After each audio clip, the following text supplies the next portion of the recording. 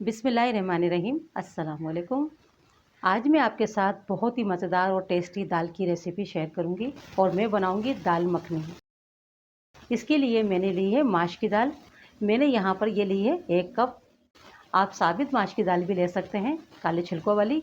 जो आपके पास मौजूद हो आप उसके साथ दाल मखनी बना सकते हैं। पीसीस वाली दाल है, इसके साथ भी बिल्कुल वही टेस्ट आएगा जो साबित माश की दाल के साथ आता है।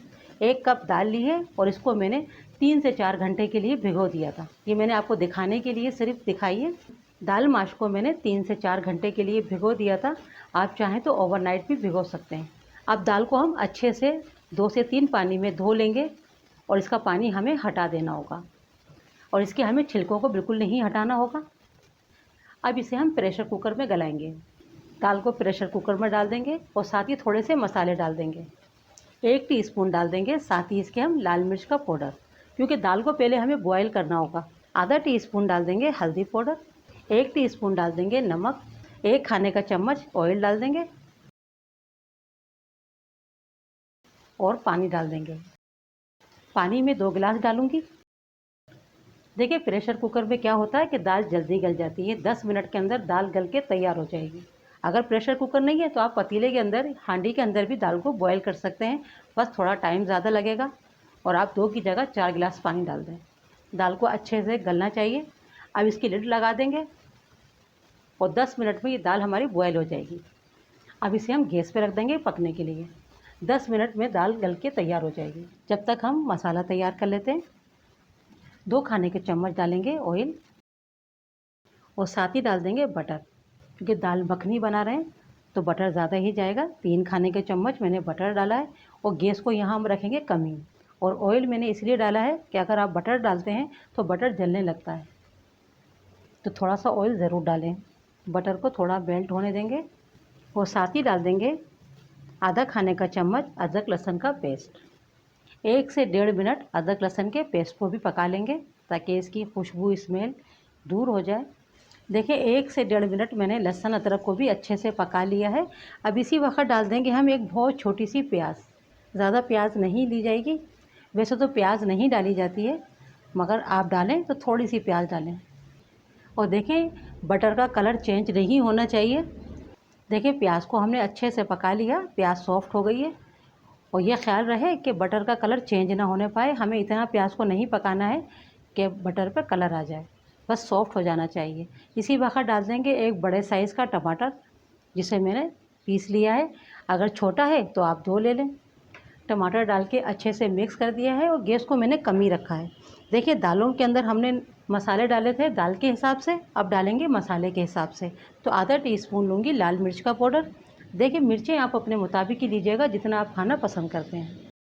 2 चुटकी हल्दी पाउडर और आधा टीस्पून लेंगे धनिया पाउडर, आधा टीस्पून लेंगे ज़ीरे का पाउडर और यहाँ पर हम लेंगे मसाले के हिसाब से नमक। तो यहाँ मैं ले रही हूँ थोड़ा सा नमक। नमक को हम बाद में भी मज़ीद डाल सकते हैं, मगर अभी मैंने सिर्फ मसाले के साथ डाला है। अब मसाले को थोड़ा पकने देंगे ताकि अच्छे से ये पक जाए और कुछ भी कच्चा ना रहे, टमाटर भी अच्छे से पक जाए। 3-4 मिनट मसाले को इसी तरह से पकने देंगे। चाहे तो कवर कर दें, चाहे तो इसी तरह पकने दें। मसाला अच्छे से भुन गया है। अब इसी वक्त हम डाल देंगे दाल। देखिए दाल अगर आपकी थोड़ी साबित रह जाती है तो थोड़ा सा दाल को मैश कर लें, मगर प्रेशर कुकर में जब बनाते हैं तो दाल खुद से ही मैश हो जाती है। दाल को अच्छे से मिक्स कर देंगे। देखिए मैंने जो है इसमें लोबिया इस्तेमाल नहीं किया है। अगर आप लोबिया इस्तेमाल करना चाहें, जिस वक्त आपने दाल भिगोई थी उसी वक्त आप इसमें लोबिया भी साथ डालकर भिगो सकते हैं। मैंने सिर्फ दाल बनाई है। इस तरह भी ये बहुत ही टेस्टी, बहुत ही मज़ेदार दाल मखनी बनती है। अगर आप डालना चाहें तो इसमें लोबिया भी डाल सकते हैं। दाल में थोड़ा पानी कम है, थोड़ा पानी डाल देंगे। तो दाल को अभी हमें थोड़ा पकाना है। मैंने आधा गिलास के करीब पानी डाला है। अगर ज़रूरत महसूस हुई तो मज़ीद भी डाल सकते हैं। जितनी पतली, जितनी थिक आपने दाल बनानी है तो उसके मुताबिक पानी डाल सकते हैं। अब गैस को थोड़ा मीडियम करेंगे। नमक मुझे थोड़ा कम लगा है तो मैं नमक टेस्ट के मुताबिक डाल रही हूँ। थोड़ा सा गरम मसाला पाउडर डाल देंगे, ज़्यादा नहीं डालना है, 1/4 टीस्पून डालेंगे और दाल को पकने देंगे, कवर कर देंगे।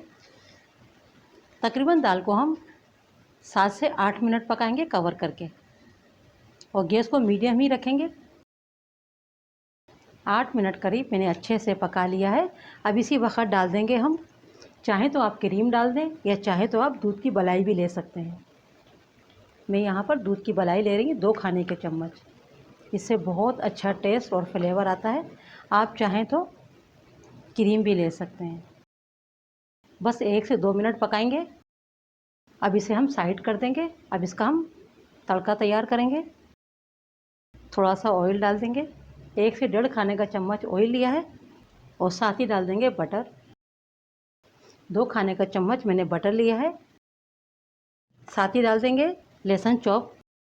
कम ही गैस के ऊपर तड़का तैयार करना है, वरना क्या है लहसुन फ़ौरन से जल जाएगा और उसके अंदर वो अच्छे से पकेगा नहीं। देखिए लहसुन का कलर चेंज हो गया है, इससे ज़्यादा कलर चेंज नहीं करेंगे और इसे हम अब दाल में तड़का लगा देंगे और तड़का डाल के अच्छे से दाल में मिक्स कर दें ताकि अच्छे सी खुशबू आ जाए।